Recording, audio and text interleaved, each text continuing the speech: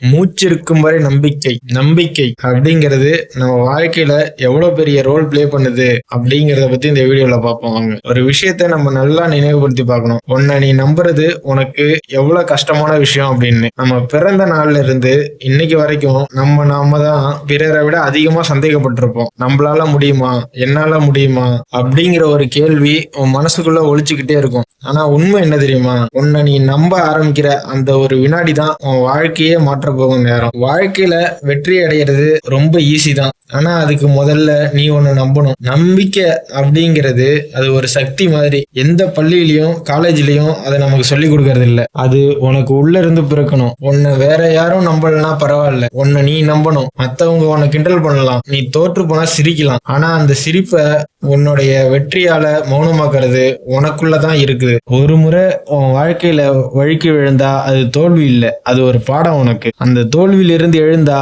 அதுதான் உனக்கு வெற்றி. நம்ம எல்லாம் யாரும் தூக்கி காட்ட மாட்டாங்க, ஆனா நம்ம தான் தூக்கி காட்டிக்கணும். நீ எத்தனை முறை தோற்றாலும் ஒரு முறை உன்னை நம்பி முன்ன நடந்தா போதும், வெற்றி உன்னை தானா தேடி வரும்.